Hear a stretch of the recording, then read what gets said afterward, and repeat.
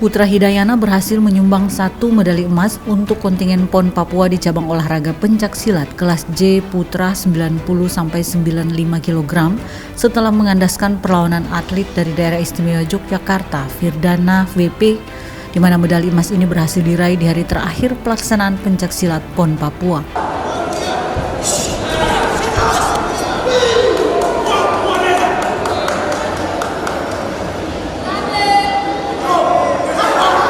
Putra lahir di Palembang 12 Juni 1999 dan kini tinggal di Kabupaten Biak. Ia merupakan anak kedua dari 5 bersaudara pasangan Ishak dan Nadiro, memiliki hobi mengaji dan tentu saja bermain pencaksilat. Tak menjelaskan secara gamblang apa yang menjadi cita-citanya, namun Putra mengaku ingin menjadi seorang abdi negara sekaligus pengusaha sukses. Salah satu yang menarik dari sosok Putra adalah selain menjadikan kedua orang tuanya sebagai sosok yang menginspirasi, menurutnya orang-orang yang menganggapnya tak mampu melakukan sesuatu atau yang meragukan kemampuannya malah menjadi sumber motivasi terbesarnya.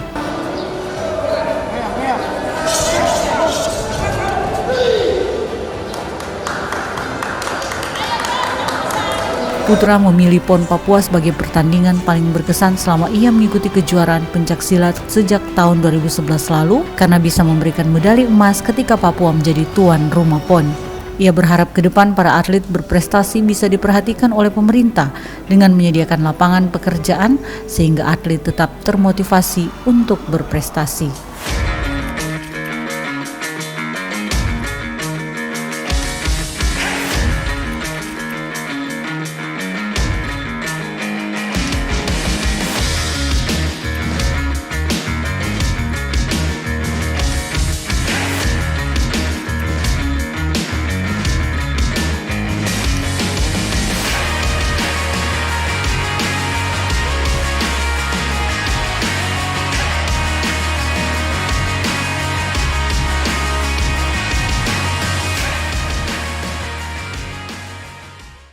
Bersama kami Bidang Humas dan Media Kontingen PON Papua dalam program Papua Menuju Jejak Prestasi. Dan telah hadir bersama kami seorang atlet peraih medali emas yang telah mengharumkan nama Papua sekaligus membanggakan nama Papua di PON 20 tahun 2021 di cabur pencaksilat, yaitu Putra Hidayana, peraih medali emas cabur pencaksilat kelas J Putra. Benar ya? Iya, betul. Apa kabar Putra? Alhamdulillah baik, Kak. Tentunya dengan meraih medali emas ini bukan sesuatu yang mudah, penuh perjuangan dan tantangan. Sebelum kita bincang-bincang tentang bagaimana perasaan Putra, dipersembahkan untuk siapa medali ini, mungkin kita berbincang sedikit tentang bagaimana pada saat latihan, tantangan-tantangan pada saat latihan itu dan berapa lama Putra latihan sebelum mengikuti lomba PON ini. Silahkan. Oke, jadi kita TC terpusat di Jayapura kurang lebih hampir 2 tahun. Terus 4 bulan sebelum menjelang PON kita sempat tryout ke 3 provinsi, yaitu di DKI Jakarta, Jawa Barat dan Jawa Tengah. Jadi kesempatan kita untuk berlatih lebih itu berada pada saat pas di tryout uji tanding di sana. Jadi di tryout itu memang sudah dimaksimalin benar untuk materi dilombakan di PON ini ya? Iya, kebetulan kita juga kemarin 1 bulan sebelum pulang ke Papua itu sempat uji coba dengan 7 provinsi termasuk yang timnas Indonesia yang untuk SEA Games 2022 insya Allah di Vietnam. Jadi kita sedikit banyak tahu, jadi yaitu mempelajari teknik-teknik lawan kita nanti yang bertemu. Jadi pada saat kita perform di PON, ya alhamdulillah sudah banyak sesuai yang diharapkan dengan pelatih dan kita juga. Oke Putra.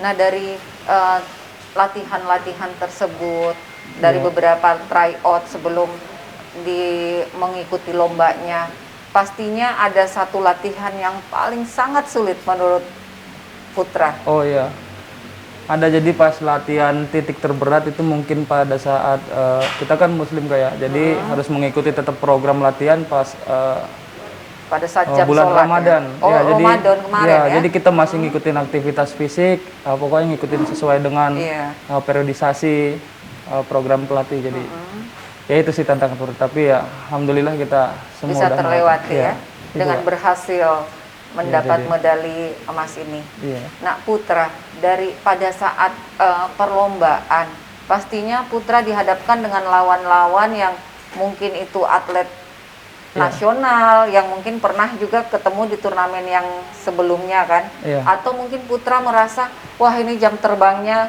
lebih profesional, Oh, iya, jelas. lebih senior. Nah itu melawan rasa itu gimana Putra? Iya, jadi kita juga kan masih baru juga kan terjun di kompetisi nasional, tapi sering-sering sharing sama coach, sama pelatih, sama terus sama percaya sama kemampuan diri juga kan, melatih skill individu, ya itu jadi ya timbul. Terus kita juga sebagai tuan rumah jadi merasa Iya. lebih, ini kan di rumah Mentalnya kita lebih sendiri ya? ya, jadi Iya. lebih apa ya, PD kita juga lebih Lebih dari percaya yang lain. diri. Iya, jadi ya itu jadi senjata andalan kita. Oke, berarti itu salah satu faktor juga ya, di samping dari memang kemampuan diri sendiri ya, Iya, Kak. Putra. Nah, saat Putra dinobatkan sebagai juara pertama dan saat dikalungkan medali emas, Iya. gimana perasaan Putra? Terharunya seperti apa dan siapa yang pertama kali terbayang pada saat itu? Ya gimana ya, soalnya sebenarnya sempet nggak pede kalau bisa ngalahin juara kelas dunia juga. Iya. Kemarin ketemunya atlet Langsung senior. berhadapan gitu ya? Iya, jadi ya langsung semuanya pecah, langsung jadi haru. Jadi satu Iya. gelanggang itu banyak yang menangis semua, jadi saya juga terharu kan. Jadi Iya. yang pertama yang pasti orang tua dulu yang pertama yang kebayang Iya. ini kan. Jadi ya sudah terbayar lah lelahnya sampai kurang lebih 2 tahun ini. Jadi Benar. ya itu terus untuk dipersembahkan untuk ya pelatih, teman-teman, dan khususnya masyarakat Papua Betul. yang memberi support. Jadi kita jadi lebih lagi itu, mau kasih yang lebih lagi untuk tanah lebih ini. nambah semangat, Iya. nambah percaya diri dan mental yang terbentuk ya. Iya, Jadi intinya untuk masyarakat Papua berterima kasih juga atas segala Iya. support ya. nggak saya yang malah berterima kasih pada masyarakat Papua. Jadi udah diberi kesempatan yang istimewa Iya. ini. Jadi itu jadi. Mengikuti lomba ini ya. Iya. Nah, pastinya selain medali ada bonus dong untuk seorang petarung yang telah menang ini. Nah, bonus itu kira-kira persembahkan untuk siapa dan digunain untuk apa? Ya mungkin untuk planning ke depan, kebetulan saya masih mahasiswa, mungkin sementara waktu untuk dibagi untuk pendidikan, terus ya sebagian besar juga mau dipakai. Mungkin ada teman-teman juga yang belum dapat juara, jadi Oh, ya gitu ya. itu jadi. Belum terus- inilah, Iya. bukan tidak ya, tetapi Iya. belum waktunya gitu ya. Ya, jadi ya itu juga kepikiran juga harus Berbagi sama-sama. gitu Iya. ya. Berarti sangat di pencaksilat ini memang ditanamkan rasa Iya, sosial dan setia kawan yang tinggi ya. Iya, Kak. Iya benar. Nah Putra, di samping daripada medali dan bonus dipersembahkan untuk siapa, pasti ada harapan dan rencana Putra untuk khususnya Putra sendiri bahwa saya ini sebagai atlet profesional cabur pencaksilat. Nah Iya. harapan dan rencana ke depan Putra. Untuk rencana yang paling dekat, insya Allah itu bulan Desember nanti ada seleknas, Kak. Jadi seleksi nasional Desember tahun ini ya. Iya, itu jadi ada kita persiapan kejuaraan dunia itu di Malaysia sama untuk tim SEA Games 2022 insya Allah Itu dalam bulan waktu Mei. dekat ini ya. Iya, mungkin lebih ke sana sih kepikiran Nanti itu. ke sana ya. Berarti ini waktunya bukan berlibur ya, Iya, tetapi tetap diisi dengan latihan lebih giat lagi. iya, betul, Kak. Iya.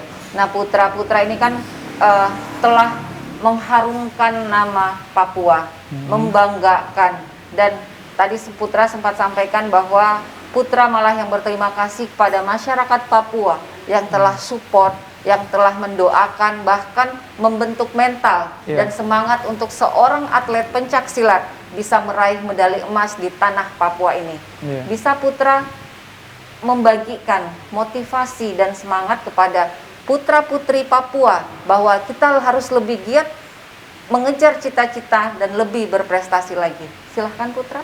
Iya, jadi apa ya? Jadi adanya kita ini kan udah dikasih kesempatan dari Tuhan Yang Maha Esa, jadi sebagai juara. Jadi kan kebetulan dapatnya di PON ini di tanah Papua ini.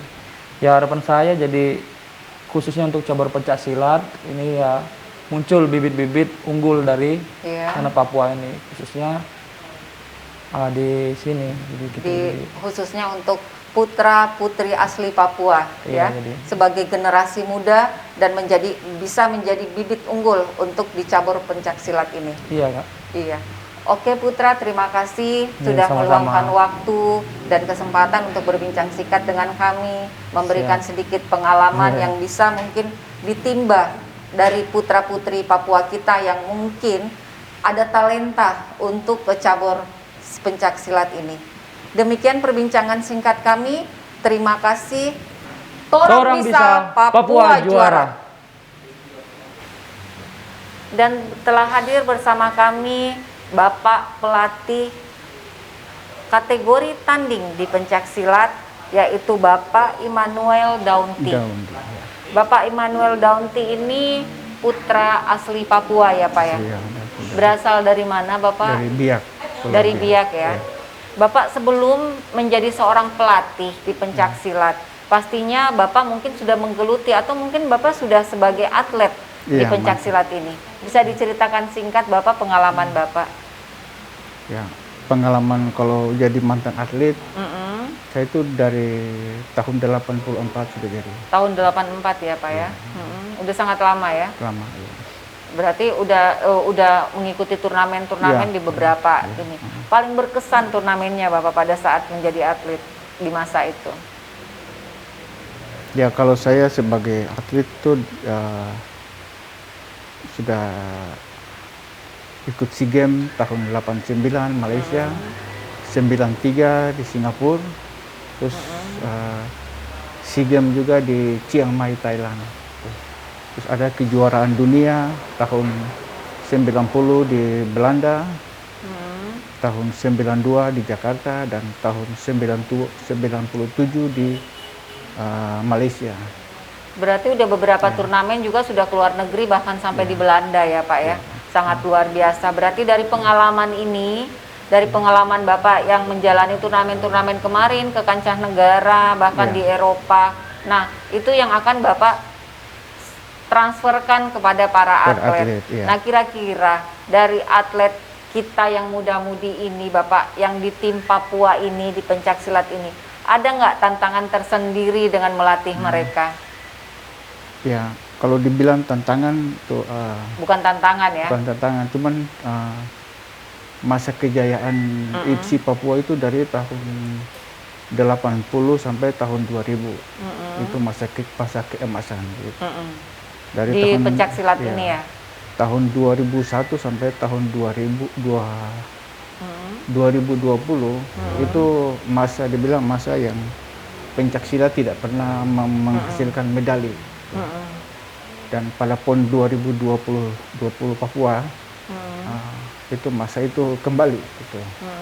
Ya, setiap event PON Papua biasa menyumbang medali emas buat Papua. Tapi 20 tahun 4 PON Papua tidak pernah menyumbang medali buat Papua. Dan baru di turnamen PON 20 ini ya Bapak ya. Kebetulan juga kan kita sebagai tuan rumah ya Pak ya. Jadi artinya pencak silat ini benar-benar sangat membanggakan dengan banyak mendulang medali. Bapak, ada nggak sih strategi sebagai pelatih, strategi yang ditanamkan kepada para atlet? Ya, saya biasa kalau ketemu teman-teman biasa dibilang mana Immanuel yang dulu gitu. Iya. Jadi memang kami sudah berusaha gitu. Iya. Jadi saya bilang tadi jangka waktu itu 20 tahun kami berusaha untuk bisa mengembalikan masa itu, tapi tidak, kayaknya masa itu berlalu bersama kami gitu. Iya. Di masa jayanya Pak Immanuel ya sebagai atlet pencak silat. Ya, tapi PON 2020 ini luar biasa ya. Akhirnya di PON 20 ini sudah bisa sudah bisa melihat inilah penerus Bapak Immanuel gitu ya Pak ya, yang untuk mengharumkan lagi di dunia pencaksilat ini, mengharumkan nama Papua, begitu ya Pak ya? Iya betul. Bapak selain strategi, pada saat melatih, Bapak ada sampaikan nggak kepada para atlet bahwa targetnya ini harus medali atau targetnya seperti apa? Atau bagaimana Bapak menanamkan rasa percaya diri para atlet ini pada saat mengikuti lomba? Ya saya selalu menganggap atlet-atlet ini bisa gitu. Jangan masa kami saja, tapi atlet-atlet ini bisa, kamu bisa. Pasti bisa pasti ya? bisa ya. Artinya seperti slogan PON, Torang bisa, Papua ya, juara. betul. Dan sudah dibuktikan yang pencaksilat Papua memang juara ya. Juara, ya. Bapak selain daripada yang tadi kita bahas, pastinya ada harapan. Harapan-harapan Bapak sebagai pelatih di pencaksilat ini. Ya. Apa harapan Bapak? Ya, harapan saya mudah-mudahan apa yang kita peroleh di PON ini bisa tetap berlanjut ke PON yang akan datang. Selain daripada turnamen PON, mungkin ada turnamen-turnamen yang memang ada event dari PON ini, nanti ada kejuaraan dunia, tapi ada juga SEA Games itu nanti. SEA Games ya. Ya. Bapak kan sebagai putra asli Papua, dan beberapa atlet kita juga putra-putri asli Papua yang telah menoreh medali untuk Papua ini. Kesannya Bapak pada saat menyaksikan mereka mendapat juara, artinya Bapak seorang pelatih yang otomatis sebagai orang tua mereka pada saat di dunia pencaksilat ini. Gimana perasaan Bapak saat menyaksikan mereka juara? Saya sangat bangga gitu. Sangat bangga ya Pak ya. Sambil mungkin membayangkan bagaimana perjuangan-perjuangan pada saat latihan dan melatih mereka ya. Ada mungkin Bapak mau sampaikan gitu aja ya Pak ya? Bapak sebagai pelatih artinya harus menanamkan satu motivasi, satu semangat kepada atlet pencaksilat ini. Silahkan Bapak membagikan motivasi untuk para atlet Papua atau generasi-generasi Papua yang setidaknya mungkin berjiwa atlet dan bertalenta di dunia pencaksilat ini. Silahkan Pak Immanuel. Baiklah, dengan hasil yang kami peroleh di PON 2020 ini, itu sebagai motivasi bagi kami untuk pencaksilat untuk bisa kembali mengembalikan masa kejayaan atau masa keemasan di era kami dulu. Jadi itu hasil ini adalah kebanggaan bagi kita semua, dan pesan saya kepada para atlet, para perguruan-perguruan pencaksilat yang ada khususnya ada di Papua, di Kota Jayapura, mari kembangkan perguruan kita, terus kembangkan juga cari atlet-atlet muda berprestasi untuk pencaksilat Papua ini ke depan nanti. Terima kasih Pak Immanuel sudah membagikan motivasi untuk para muda-mudi Papua generasi penerus di bidang pencaksilat. Demikian perbincangan kami dengan Bapak Immanuel sebagai pelatih pencaksilat. Saksikan terus program Papua Menuju Jejak Prestasi. Torang bisa Papua juara.